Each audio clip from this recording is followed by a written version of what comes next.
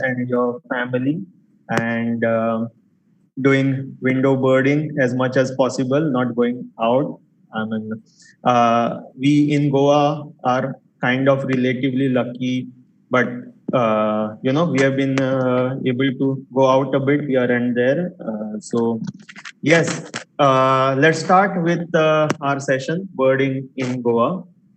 And yes, the moment we say Goa, this is what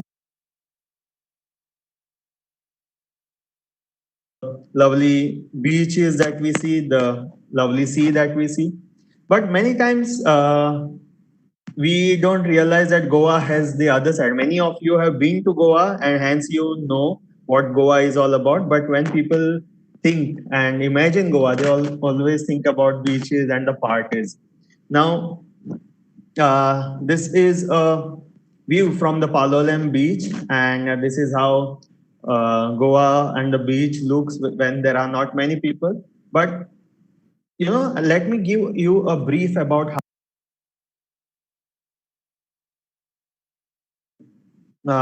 Goa has been a Portuguese colony for 451 years, and that kind of set up a kind of slightly different culture in Goa and a more open culture, and that is where a lot of Westerners started coming in.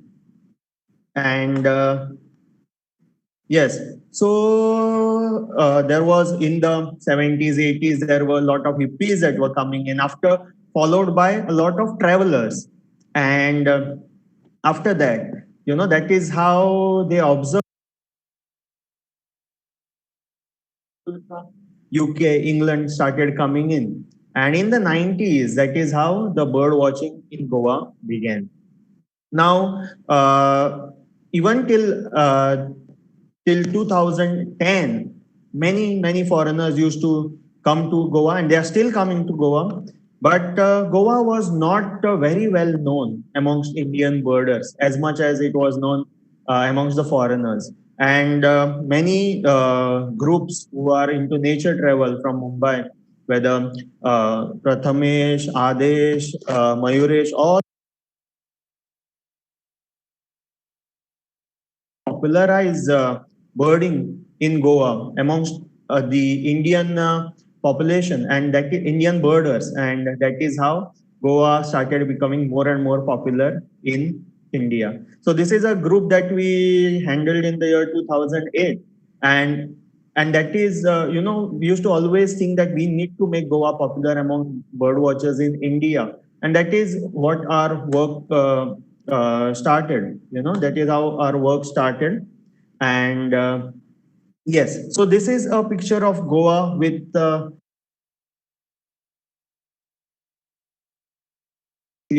shown here. And yes, let me yes. Yes. So this is the area where most the coastline, Goa is a beautiful coastline of 106 kilometers. And this is where most of the foreigners used to be around. But and that is how they started knowing. And once the bird watchers started coming in, they started coming in and exploring this entire region of Goa. And this is what Goa looks. These are the Western Ghats. Uh,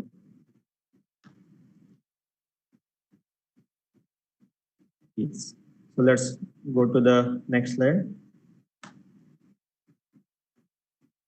Yes, so a lot of Indians started coming in, and of course, initially a lot of bird watchers, but then also many photographers started coming in Goa, and we are very happy to have you all come to Goa.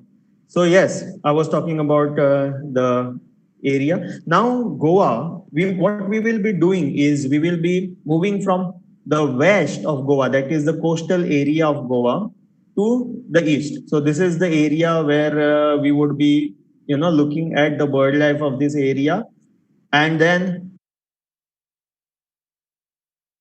here and then moving into the Western Ghats. So that is how we will take you on a birding tour today. So yes.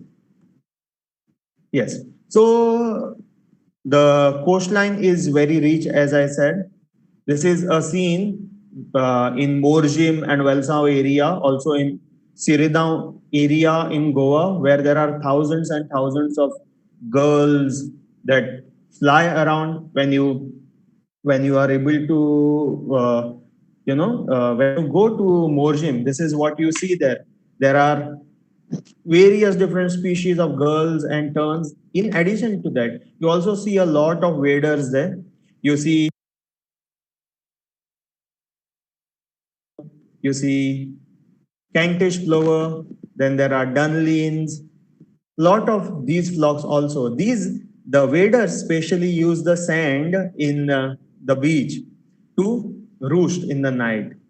Now, of course, as you know, the tourism in Goa has increased over the past few years, and as it takes, a kind of a toll on bird life, the bird life has somewhat also suffered a little bit. So the numbers which used to be in thousands have gone to just a couple of thousand now, and yes, you'll see all these waders sandaling, and we get amazing rarities sometimes visiting us. The crab plover, the catcher. Now, if you go to Morjim, you have got the beach where in the morning many times you'll expect a lot of birds, but then you'll see morning yoga guys and exercise guys running around. So what we do is when we go to Morjim especially, which is extremely rich bird has extremely rich bird life, what you usually do is there are small canoes or boats there which we take and go onto the sandbar, and this is the sandbar which has got a rich bird life. Yes. So there are curlews that you'll get in good number here. You'll get wimbrels in good number. Lot of girls and terns, as I said earlier. Here, just a few. There are black-headed gulls which you get there. There are Pallas's gulls which you get there. Stappy gulls. There's a lesser crested tern that I've shown here, gull-billed tern. But in addition to that, you'll also get sandwich terns, you'll get Caspian terns. So that is the bird life that we have in Morjim, and expect all sorts of rarities. You might expect even a kittiwake, which sometimes is seen there. So beach habitat, the promising habitats that we have as of now are Morjim Beach and Welsau Beach. And the moment, I think Pankaj, there's someone's some can you just take care of it? Dr. Raghuram, your microphone is on.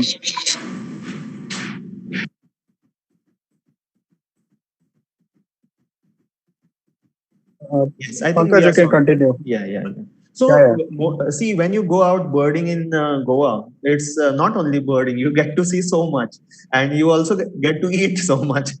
Goa is a place also for good food lovers. So, but here in Morjim, in addition to having good birding session in the morning, you can hire a boat and also go out for dolphin watching. So, that's something additional that you get to do in Morjim.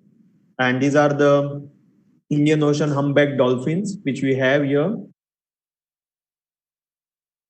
for which, of course, there are specific trips which are arranged, and we get into pelagic birding. Pelagic birding, I've got a very limited collection of species, but what you get is a masked booby, you'll get a lot of bridal terns, common terns, you'll get petrels, shearwaters, all these species you get. But the season for the pelagic trip is very limited, as you know, during the southwest monsoons. At the end of the southwest monsoons, around September, a lot of species are already they've drifted towards the shores. So if you go around on a safe trawler, most important, out there, but with due permissions, very important, you'll get good amount of pelagic species out of the coast of.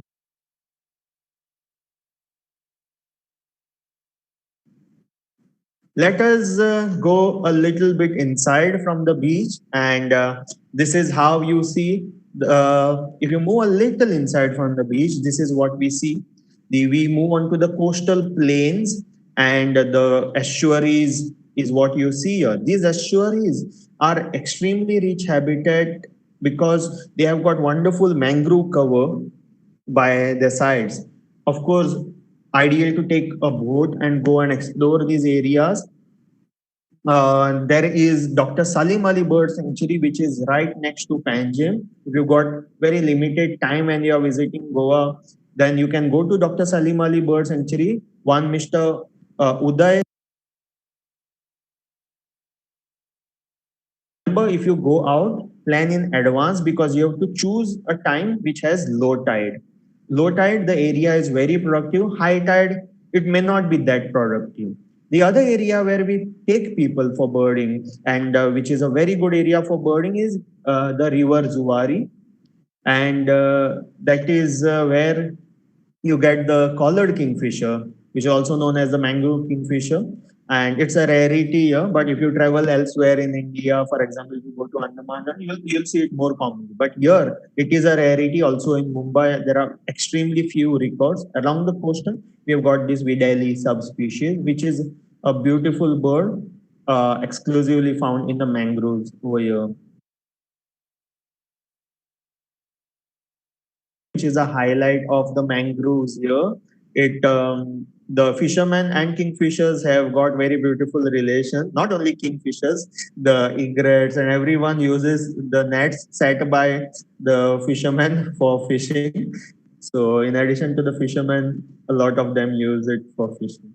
Common kingfisher always present here, and sometimes you get very good, the photographers who are there, you get very good shots with good bokeh effect, and so you get to watch good amount of number of kingfisher. In addition to this, you also get the stock-billed kingfisher here very well. Then there are fiddler crabs. You get to see marsh crocodile, and that's the beauty. We birders are in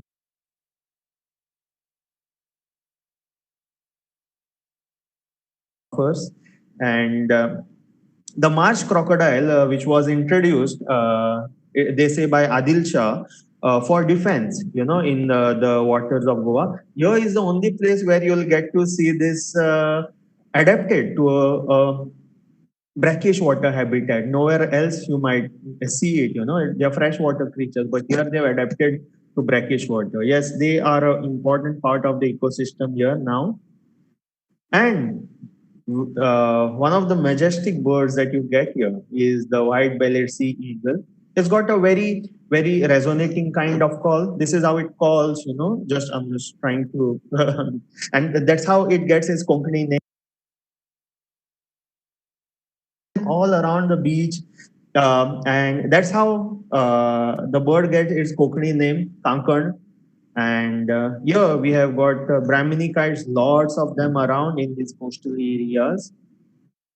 And now this bird, many of you might have seen, of course, not slightly low resolution picture, but the peregrine falcon, this particular individual, which is the Calidus subspecies, which comes from Europe and those areas, this particular individual I've been observing since the year 2008, and it comes and lands on you can see the bridge in the background over there.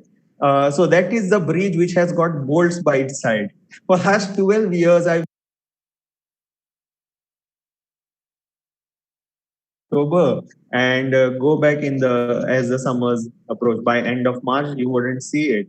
But that's the peregrine falcon which has got lovely connection with us, and this bird has been coming very regularly. Amazing things to look at. Once you monitor them, you'll know more and more about how they behave. Of course, one more raptor there, very the fish hawk or the osprey. Exclusive. I feel this guy is like a typical Goan, who can't do without fish. So I love this bird. He is a big time fish eater. And when we go out in the estuaries, you also get the crested terns. Again, they use the poles which are set.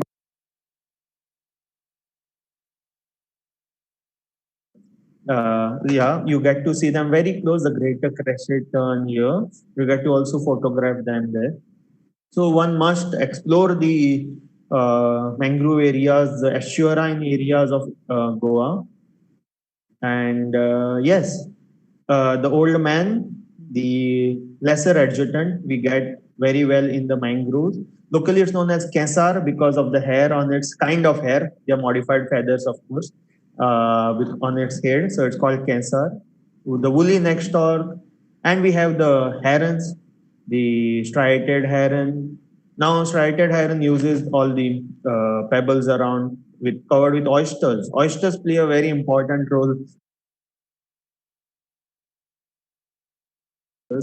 And we have the black crown night heron. This is a juvenile that you see, very good in number around the areas.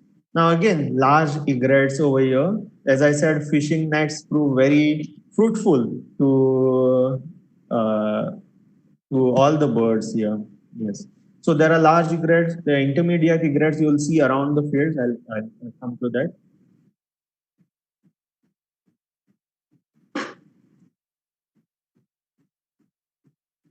Western Reef egret, good in number. You will see all kinds of plumages, very pale plumage to dark plumage.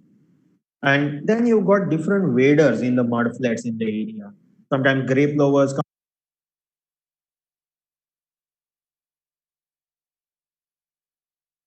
common and green sandpipers. Now, as I said, there is River Zuari trip, Dr. Salim Ali Bird Sanctuary. There's one River Sal trip which is less known, not maybe for many waders and kingfisher, but very good for white-bellied sea eagles and few waders there. Yes, Sal is in South Goa. You can explore the trip if you are staying around South Goa.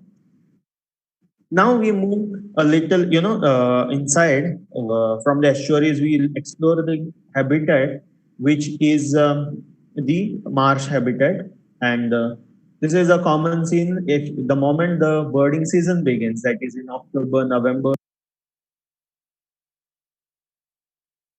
habitat for many waders. There are stints, there are stilts which come in. Lot of prateen pole student. This is the typical scene that you see over here.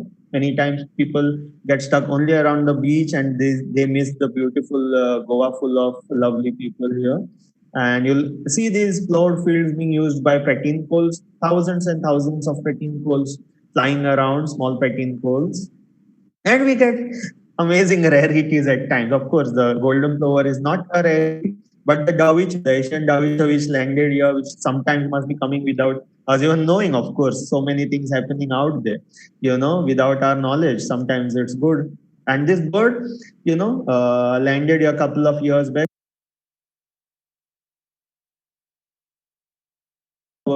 They start coming here in the month of August. They are in passage migration. They use the fields and the wet grounds around here for staging, for feeding, and then they migrate further. So you might suddenly see an influx if you're around in August sometime. Then you might see the golden plovers landing here. These fields are extremely, as you know, the thing is, as the stages of agriculture change, you'll see a change in bird life. Soon you'll see the open bill storks coming in as the paddy starts growing. You'll also see godwits coming in as the paddy starts growing, the bar-tailed godwits. uh,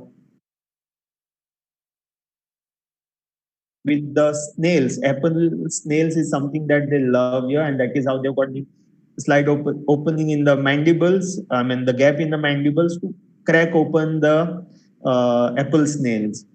And there's a competition between the for apple snails between the people here, because people here eat apple snail as well, and the birds. Yes. And of course, sometimes people don't like the open bill stock because the farmers say that they think that they create trouble, but actually they are an important part of the ecosystem which most of the farmers have got used to. Why the farmers sometimes have a angst against this bird is because they crack the apple snails, and the snail, shells of these snails sometimes. So yes, that is one area where some intervention is needed for.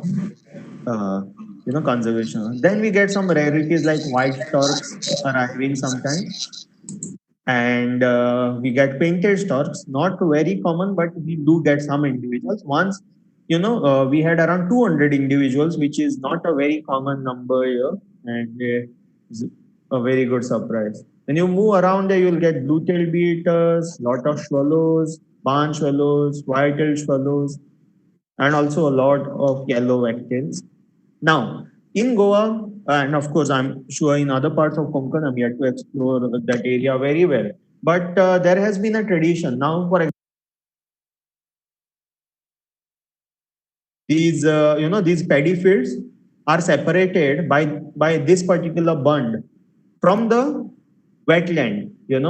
So on one side there is a wetland, on the right hand side you can see on the screen there is a wetland. This is a water, these are temporary tanks, and because of the agriculture which is practiced by these people, that is why we have got these temporary lakes that are formed, and which are a major attraction for the thousands of waterfalls that come here in great number. Sometimes I've counted as many as in one of the year, as many as 18,000, ducks and geese. I mean, of course, very few geese, but a lot of ducks in one of the lake is the Maina Lake, which is in South Goa. Thousands of these waterfalls come here. And in addition to the waterfall, you get harriers, marsh harriers, you get Indian spotted eagle, uh, greater spotted eagle sometimes. Of course, the cormorants are always there.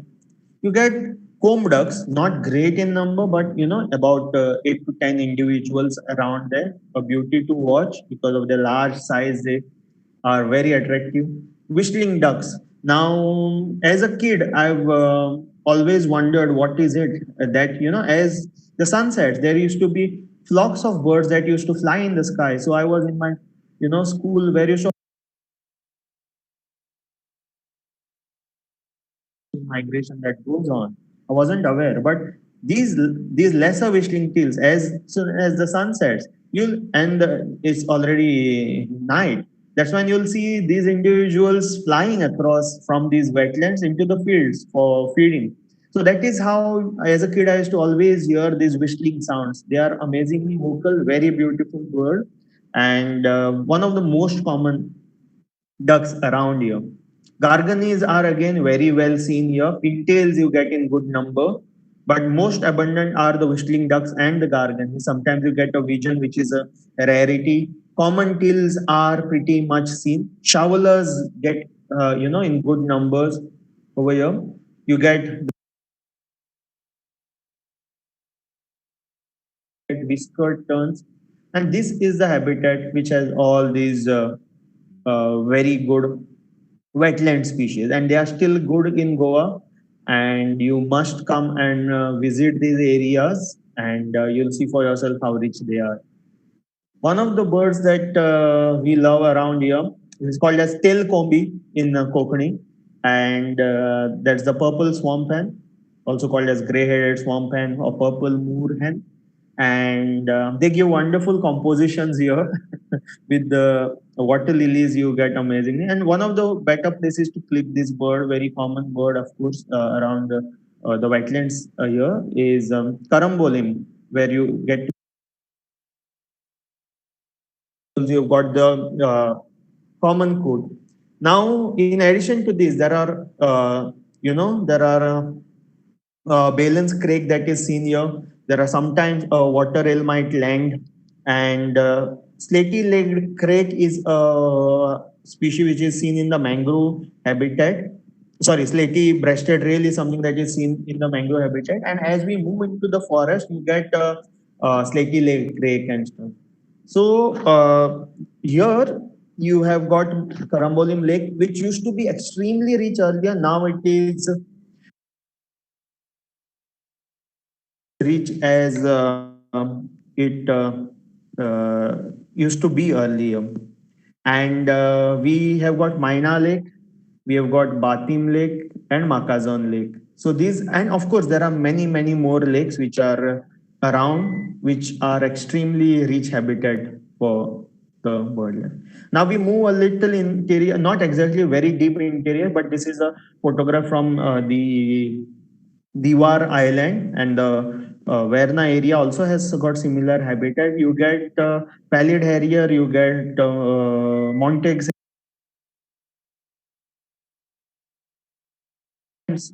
A rarity is the red-napped ibis that we get in this habitat, and lot of greater short-toed larks and all these species.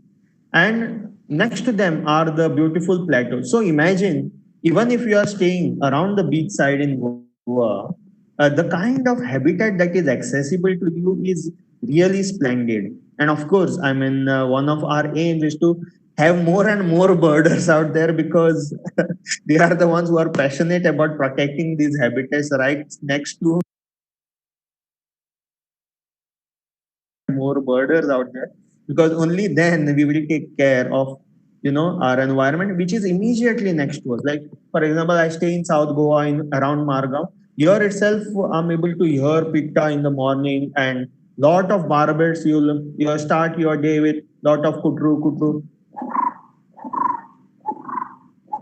This is how we start our day in the morning, white-cheeked barbets and stuff. Of course, the plateaus are very rich. Malabar lark, there are skylarks which are there. Lot of the rollers will get here.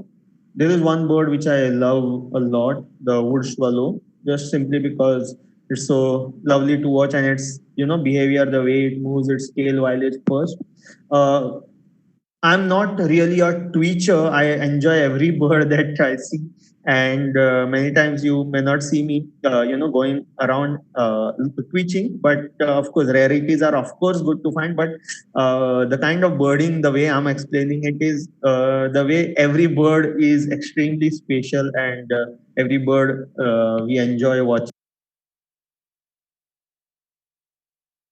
Very susega, that is relaxed, and that is how many of us love our birding. And that's the tone you'll see in the presentation as well. We love each and every bird. Yeah. uh, so here we have got a special species. This is known as kapshi in Marathi, I guess. The black shouldered kite. Also the names have changed, so be a little careful. I might be using black wing, black shouldered. So there have been change in nomenclature in the common names many times, as the taxonomy, global taxonomy changes, mainly about the common. Yes, this is a black shouldered kite, and you'll see them around the plateaus. But this year, what I observed, that I used to observe around five individuals very close to my house. I did not see a single one. So that's an alarm for me as to explore what is happening with regards to this species. Many times we also raise false alarm. For example, one of my friends, he got very hyper when it came to missing of black kites around here. And as you know, the black kites which are there, the scientific name is Milvus migrans, which means Goa during monsoons. So he got very hyper and said that no, the black kite population is dropping, without realizing that they migrate to other areas. They evade monsoon in Goa. You won't see black kites here. Whereas, with regard to this species, the black-shouldered kite, I've been monitoring it for last almost 5 years. This year, not a single individual landed in the areas where I used to monitor. So I'm really curious as to what has happened and would like to know more. I hope they come this year. Now, here we have got other species which are common. There's Pediphild pipid and bush chats. There are Siberian stone chats. Lovely to watch. As March approaches, as summer approaches, the Siberian stone chat will change its plumage. It will evolve a breeding plumage, and that's when you go and click them. Actually, this is a non-breeding plumage that I've clicked, but yes, that's. And you get one exciting species that I love to watch and go and hunt for. I mean, hunt for with my binoculars, of course, and with my camera, is the red-headed bunting. around Welsau airport, you get these buntings in decent numbers at times. You get grey neck bunting as well arriving. Sometimes you get black headed bunting. Buntings are very lovely birds, so we go and look out for them. And as I said, a lot this habitat, which is a plateau and a mix of scrub forest, is a habitat for barbets. And I love this bird because I enjoy making its call as well as I did earlier. And this is the bird that wakes us up. A typical call made by this bird. And of course, the coppersmith barbet, commoner ones, found three pipits at times, which are like, wow, this is an amazing surprise that we get. And of course, they are regular, but nice to see a tree pipit. And you get now the mynas. I'm the reason why I'm showing this bird to you, a very common bird, but many times ignored because Goa has got very unique relationship with this bird. You'll be surprised that in other than monsoon, monsoons is where you'll get the Indian myna, the common myna. But rest of the year, you'll have only jungle mynas. Largely, you'll rarely see a common myna. The jungle myna Goa, the moment you cross the boundary and go on to Karnataka side, you'll see common myna. Then you go to the north, you cross Param, the northern tip of Goa, and you'll see common myna. But where else in Goa? It's jungle myna. It's very funny, very interesting observation that one of my gurus made, and he told me this is. And then I observed, I was surprised. Late Mr. Heinz Lehner, who has been, my birding guru greatly.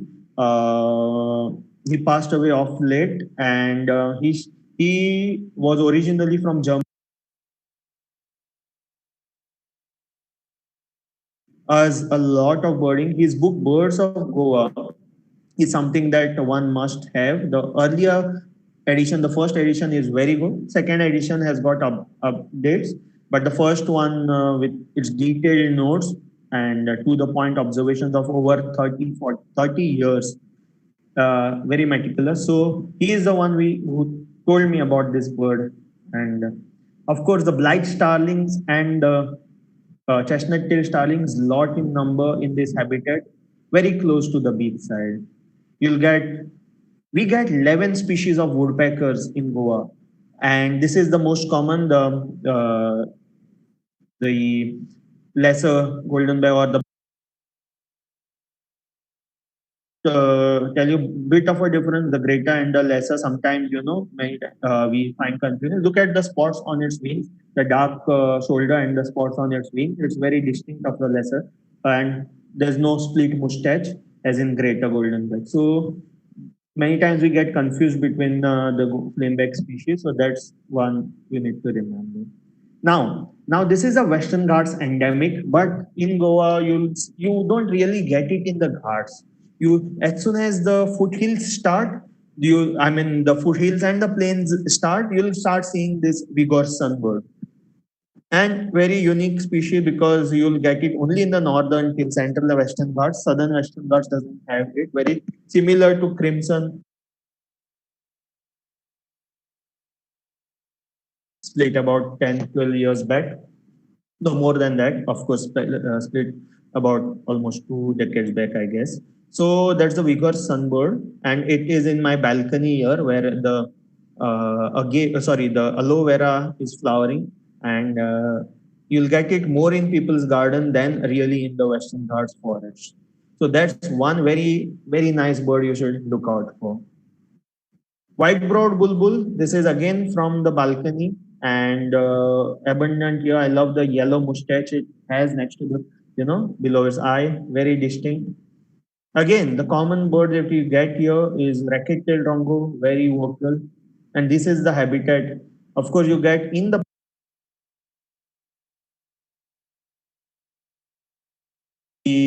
spangled rongos. My spangled rongo is migrated. Now, this as the night falls, you get lot of activity around the plateaus right next to the industrial estates and areas, right next to wherever you're staying around the beachside. You'll get savanna nightjar, very vocal. and in the night as also the jungle nightmare. So these two species you get around. You might also get, if you check out around your hotel, you might find, the Indian scops owl just around there. So be alert, check out what is there when you come to Goa, just around where you're staying. Now, these habitats include in the north is very famous. You must check out before it is gone because Arpora Woods is slowly going. Baga Hill is also slowly going. But Arpora Wood is a heaven if you're staying, you don't have much time to go into the Western Ghats. Then Arpora Woods is something that's lovely. You get a lot of kakus there, pitta there. Chandranath Hill in South Goa is worth exploring as well. So you must explore these habitats. If you got some time, you're traveling with your family, you don't have much time to go into the forest, these areas are worth a visit. Now, slowly, gradually, we are getting into the Western Ghats, and the Western Ghats are the reserves of water that all of us in Goa, as well as the ones which we need to protect. These are the sponges which soak in the water and supply down to the population. In Western Ghats, there are 250 million people plus who are dependent on the Western Ghats, and that's what we are going to look at. You can see the reservoir, the Anjunam Dam from Madhi Wildlife Sanctuary. When I say this number, 250 million people, it's about South India, not about Goa. Goa has about 15 lakh odd population, a few lakhs coming in as tourists. This is the Bondla Wildlife Sanctuary and similar forest in Bhagwan Mahavir, slightly more dense maybe. And this is a age-old photograph. You can see some of familiar faces probably.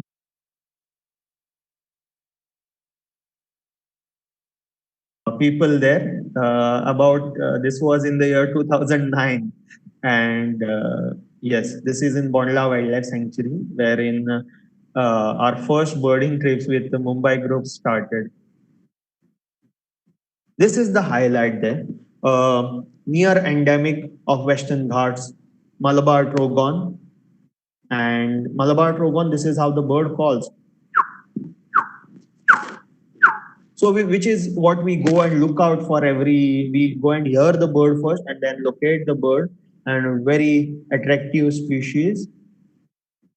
Also, another near endemic to Western Ghats is not an endemic, it's found also in Sri Lanka, the Malabar pied photograph, and that's when it shed. Luckily, I moved in time, but I regret not clicking the photograph. Yes, so figs are where these are the magnets which attract a lot of hornbills, and you must now many times people combine Goa and Dandeli area. Dandeli is an excellent place when it comes to hornbill. This is a Mysore fig, which is around Tamdi Sulla area as well. Similar to what we have in Dandeli, where all these hornbills live. Now, this is a amazing, majestic species, the great hornbill. And great hornbill is more not only in the Western Ghats, but also around the coastal forest as well. They come and feed on the fruits of the fishtail palm, and you'll hear them, more often, oh, oh, kind of call. Then you'll see, and then also the wingbeats, very loud wingbeats. Near endemic again, grey jungle fowl. Now let's get into a few endemics here, and we have got good number of Western Ghats endemics. For people who might not know the term, when endemics are birds found in a particular geographical location, nowhere else on the planet. So these are species which are found only in the Western Ghats. The white-bellied blue flycatcher, Malabar parakeet, very noisy birds. You'll see them feeding on copper pod, trees. You'll get another very vocal bird. This is the pace of this Malabar barbet, which is distinct from, of course, the coppersmith barbet, which is usually slower. This bird, which is a beauty. Look at the blue on its neck. It's phenomenal when you watch it through a scope. Rufous babbler. As you climb up into the ghats, you will get this bird, a very whistly kind of calls. Another endemic that you get in Goa, kind of call, not exactly, but yeah. And then you've got light starlings, as I said,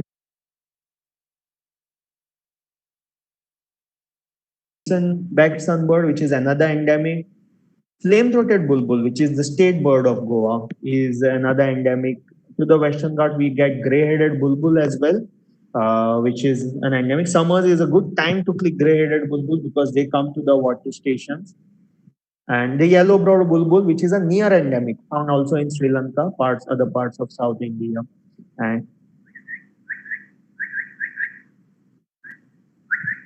this is how they call.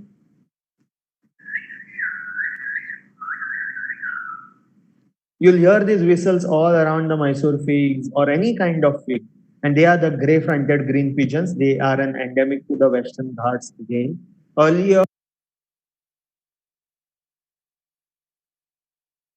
species have been split into individual species, and this is one, the grey-fronted green pigeon.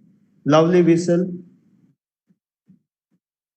Yes. Now we move on to the forest streams, and when bird watchers and photographers want to click these species, a lot. That's the blue-eared kingfisher. But you have to do sometimes a bit of hard work. Sometimes it comes very easy. Sometimes you have to do a little bit of hard work. So yes, walking around the boulders is something that you need to do for this species sometimes. Yes. So that's the blue-eared kingfisher, one of the key species. And of course, the oriental more commonly seen in Mumbai than anywhere else. In Goa, of course, it is seen during the monsoon, but we have got a couple of points where we get to see it throughout the year. A jewel from the forest. We love this bird. Now, this is the smallest woodpecker that you get here because you entered the forest now. Yeah, inside the Western Ghats, and you'll start seeing all these species now. You'll see it's got a very different behavior. Each woodpecker has got a different niche in the forest. They've got a different function.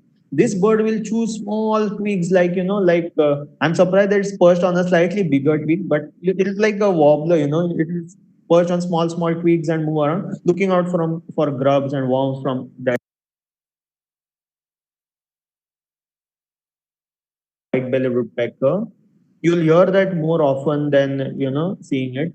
So this is how you'll hear the drumming call of the white-bellied woodpecker. This is the kind of drumming that you'll hear very often. Now, some of India's very beautiful songsters are also seen here. White Ram Shama,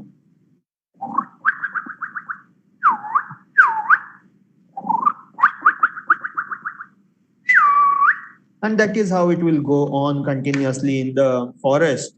And South India is, the Western Ghats are amazing habitat for these species, very vocal. The summer, it can mimic more than 15 species. The other day I heard it mimicking one a barbet. So suddenly the call changed from,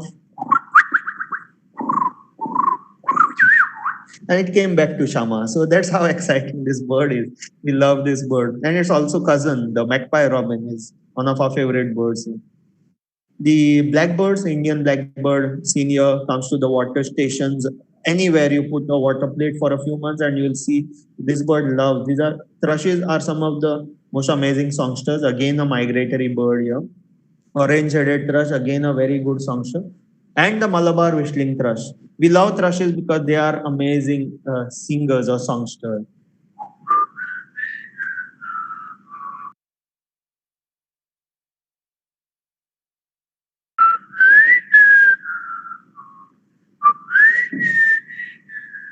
And the bird goes on continuously. Idle schoolboy, also known as, and we get the migratory thrushes. Now, this bird, the blue cap rock thrush, which we used to see in good numbers earlier at lower elevations, are no more found in that much of number in lower elevation. Something tells us that I think climate is changing as well. You need to go, you might see them. It's not that they are not there at lower elevation, but as you go climb up into 500, 600 meters into the ghats, that is when you see more of these species. So it tells us something, yes, about the climate. Indicators we have here. You don't need to really go and do a scientific work, though we are doing scientific work on them as well. But a general man, a general bird watcher can just observe these things and know that there is something fishy out there and we need to check out what is happening. When it comes to migratory species, as I said, the blue cap rock thrush is one. There are many flycatchers which are migratory.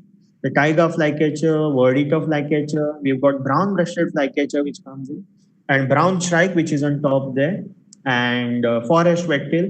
Forest wagtail is very special also because there's the only wagtail that we see and which moves its tail sideways, which wags its tail sideways.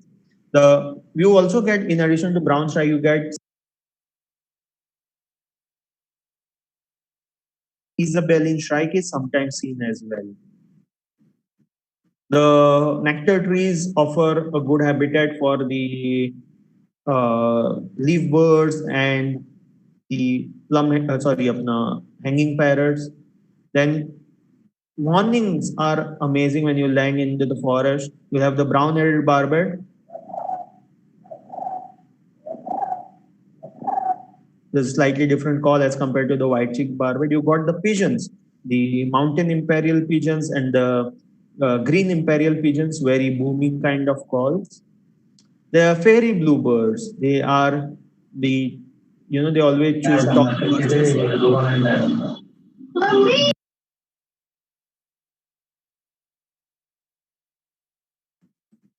Pratik, just take care of it. I think Prasad.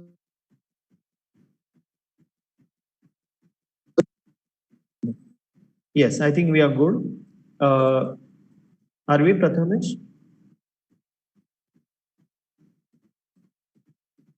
Yes, yes, yes. Okay. So now we get monsoons are again good time for the lotan sunbird and also the spider hunters. So it's not that monsoon there is no birding. These species come very well out in the open in the nectar trees. As we move into the ghats, you also get this the upper in the ghats. Now I'm showing some common species here as well. Jungle babbler here you can't ignore. It's the Somerville subspecies.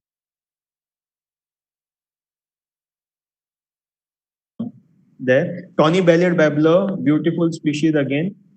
And we have got, of course, on top we have got the scimitar babbler. Now, very vocal bird.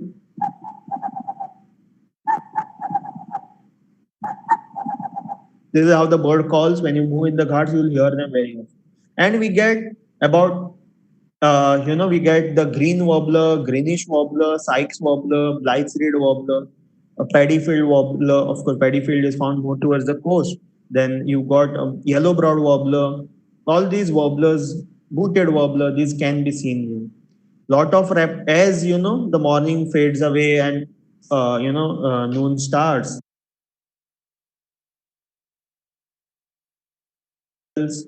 There are many times Rufous bellied eagle. I don't have a picture, unfortunately. Here. There are accipiters which will come out, and you get the crested goshawk, which is very looked after species here. The yes, crested serpent eagle is a common species you'll get everywhere around. Once we got to see the crested serpent eagle feeding on a bamboo pit viper, it was a magnificent view. And you've got buzzards. You sometimes get the steppe buzzard, you get the white-eyed buzzard here. And most important is as the night falls, the creatures of the night come out. The owls, we get 10. We are right now, studying the brown fish owl, the brown wood owl, and we are trying to also, study the spot-bellied eagle owl. The large owls is what we are studying at the moment. Brown wood owl. kind of calls you'll start hearing in the night as a night call. This was a brown fish owl. Again, a top predator, the one which I showed earlier, the brown fish owl, is a top predator in the streams. See, each one has got its unique niche. Every bird species does play some function or the other. The orange minuets you'll see in the kind of mid canopy, top canopy. In minuets as well, kind of, I'm just pointing out that each species has carved out its niche. Similarly, owls have carved out their own niche. This brown fish owl has chosen the streams and the small rivulets in the Western Ghats to be its niche. They are the top predator there, with the otters, with of course another taxa altogether. Brown wood owl, amazing bird. Bhagwan Mahavir Wildlife Sanctuary, I missed out the Madai Wildlife Sanctuary. Okay, Madai Wildlife Sanctuary. You want to go out and check out what is there in the Western Ghats. Now, this is an individual that we have been studying, the brown fish owl. What we are trying to, I'll tell you a little bit. I'm almost done with the presentation. I've taken you from the coastal area to the Western Ghats and shown some of the highlight species, some of the species that you'll be able to see more easily. And of course, the more hardcore bird watchers can spend more time and look at more rarities around. There are Yes. So over the last 12 years, we have been in a birding tourism, but now the time for us has come to shift also to look at what the conservation aspects are. So we have also started with a conservation center here, and we are monitoring brown fish owl, as I said, large owls of the area. You can see the brown fish owl and the young one there. You can right below, to the front, next to the leaves, there is you can see the head popping out of the young one of the brown fish. This owl is nesting in that same area since 2012. So 8 years we have been looking at it. The young one, ball of feathers. And we run three programs here. Otter Conservation Project, which tells us about the health of the streams of the Western Ghats.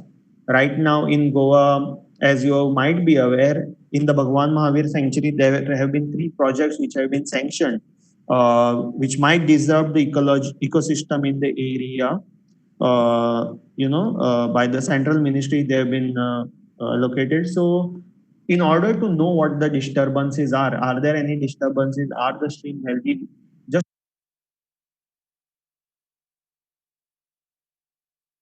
project, because otters are the only semi-aquatic mammals of India, and they are the ones which we are monitoring. We are monitoring large owls of the area. We are monitoring pit vipers of the area because pit vipers are found in human modified landscape and they are dropping in number as per our observation, at least in the human modified landscape. So we are trying to study what is going on. And for studying, of course, volunteers from all across the world as well as from all across India come and they do the work with us. Uh,